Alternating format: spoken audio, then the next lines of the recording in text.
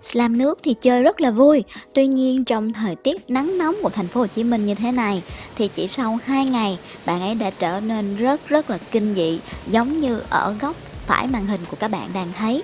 Thế thì có một câu hỏi, đó là các shop slam của chúng ta thì ra sao?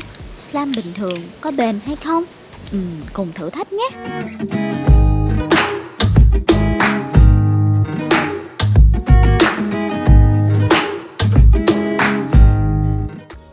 Để cho công bằng, trong thử thách 2 tuần liệu có còn chất lượng của các shop slam này, chị đã không báo trước cho các shop slam biết, bởi vì nếu họ biết trước có thể sẽ overactivate và có thể sẽ làm đặc hơn.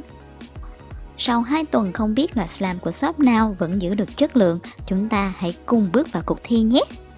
Shop đầu tiên thực hiện thử thách này đó chính là Ocean Pop Pop. Đây là một shop đang được các bạn rất là yêu mến và cực kỳ cẩn thận. Các bạn ấy gói hàng gửi chị 4 lớp bao ni lông luôn. Trên màn hình đang là một bạn slammer có tên là Kem Bơ Nho. Bạn này đi kèm cùng 2 cái charm, một cục kẹo và 1 cái charm, thêm 1 lớp bao ni lông nữa là 5.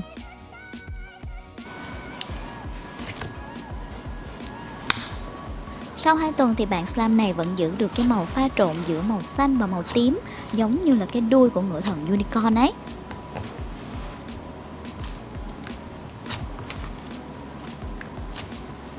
Và ngay khi mở ra thì bé Coco đã đòi ăn ngay vì tưởng đây là kẹo so good, vì cái mùi nho nó rất là đậm đặc, thơm ơi là thơm.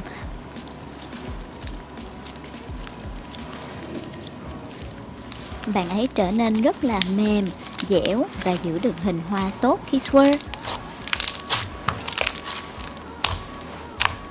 Bạn slam màu xanh mát mắt này thì có mùi của dưa gang, vì bạn ấy có tên là kem bơ dưa gang mà.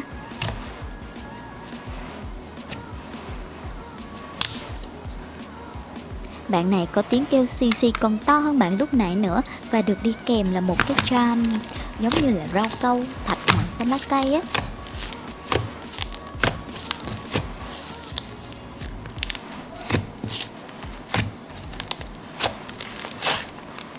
Bạn này có tiếng kêu xì xì khi mà chúng ta swirl nè, rồi chúng ta phết nữa, rất là đã vì nó mịn ơi là mịn.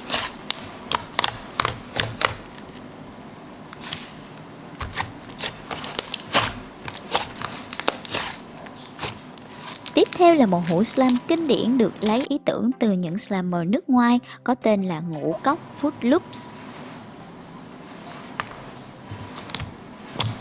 Bạn này là chất slam basic, bóng, đặc, dẻo và nó hơi bị chảy nhẹ một chút nên chị đã phục hồi lại, nên cái slam nó trở nên phồng phì và tràn ra ngoài luôn.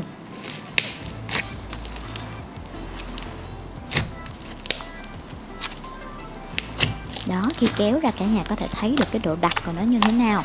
Và những hạt xốp được đi kèm là những hạt xốp bự, không phai màu và còn có thêm những cái cốm ngũ cốc nữa.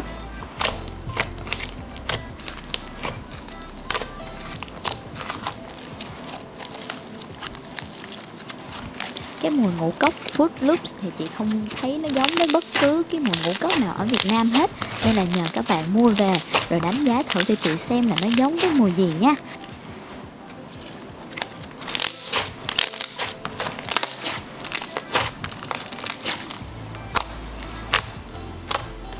Ôi, thêm một em mini làm sao xuyến lòng chị, bởi vì nó nhỏ cực kỳ, chỉ khoảng cỡ 2 đốt ngón tay của chị thôi mà cũng bóng, đặc và dẻo lắm kìa.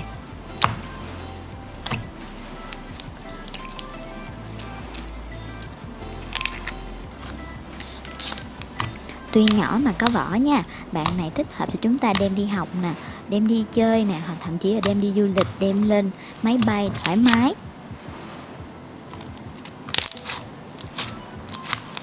Và vẫn pop được, tạo bong bóng được và vẫn cực kỳ bóng, còn có mùi của kẹo xin gum đấy.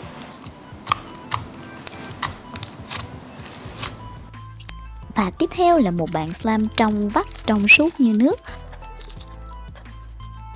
Ở bên dưới còn có trang trí bởi 2 cái charm khá to, hình Mario và thêm một cái khối gạch để đấm lên nữa.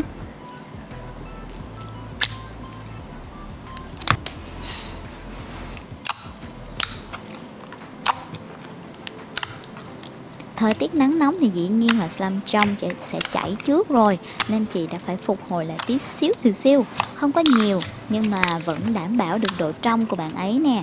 Khi bóp vẫn nghe tiếng kêu rất là to và dẻo nữa.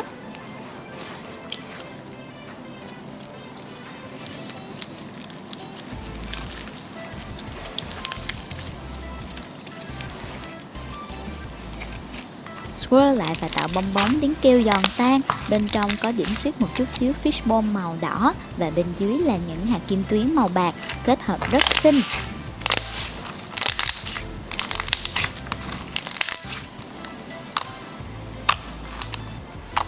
Thanh thí sinh thứ hai là Soft Slam 305.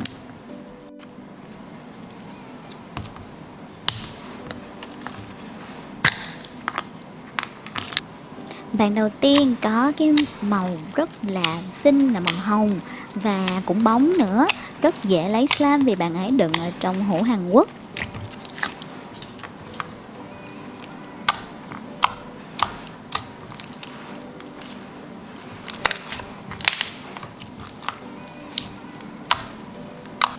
Base slam bên dưới mềm dẻo và điểm xuyết bởi những cái hạt xốp bự không phai màu của Mỹ, nên kết hợp lại thơm ơi là thơm cùng với mùi của kẹo cao su.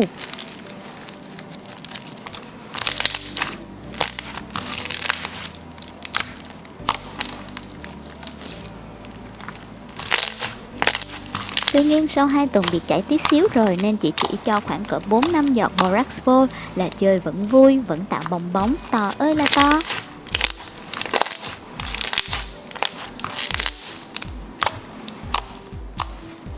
Tiếp theo là một bạn slumber và có cái mùi giống như là mùi trà xanh vậy á cả nhà. Ở bên dưới là các cái cốm hình trái tim đủ màu.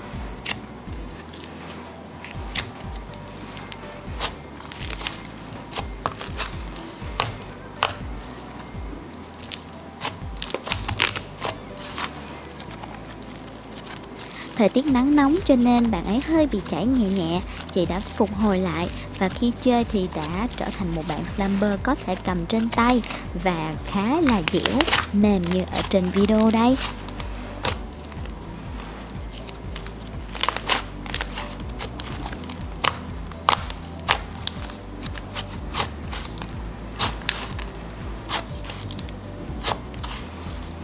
Khi trộn hết lại sẽ làm cả nhà nhớ ngay đến một ly matcha mát ơi là mát giữa trời nóng nực đấy.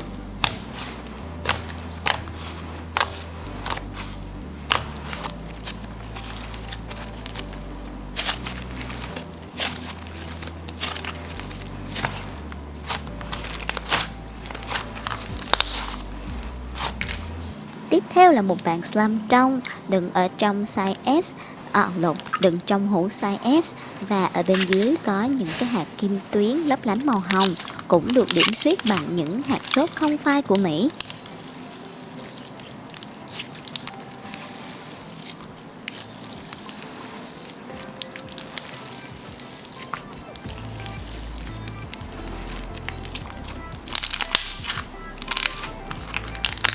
Cảm giác khi mà mình đẩy những cái hạt xốp lặn sâu xuống bên dưới slam trong rất là đã, cả nhà hãy thử đi nha. Và đây cũng là một bạn slam rất là dẻo nè, trong và đặc, tạo bong bóng nghe tiếng kêu lách tách rất vui tai.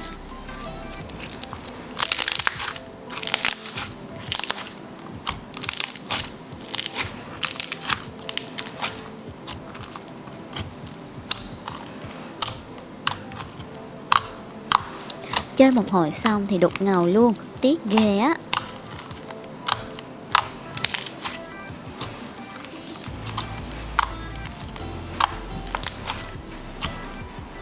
Và cuối cùng là một bạn slam có màu không biết là Coca-Cola hay là màu nước cà phê nhạt nhạt vậy ta.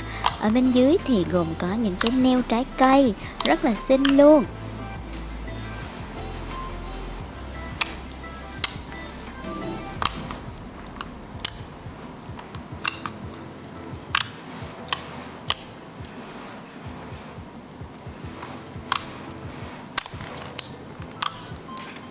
Vì cái màu của bạn ấy đậm nên khá là bắt sáng, nhìn rất là nổi bật ở trên cái nền hen.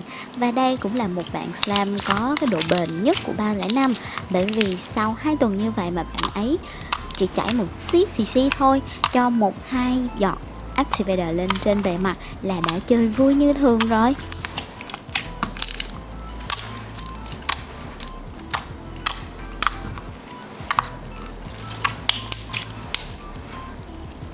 Và còn một cái lợi nữa là bởi vì màu đậm á, nên khi mà tạo thành bong bóng nhiều thì nó bị đục cũng không sao, không bị xấu giống như là slam trong suốt mà bị đục nè.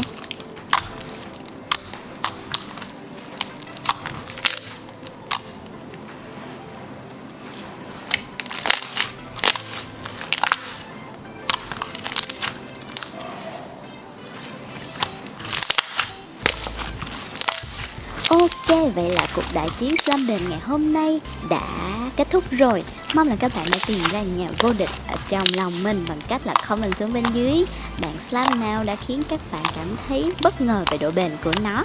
Hãy tiếp tục ủng hộ cho Ocean Pop Pop và 305 nhé. Còn bây giờ thì bye bye.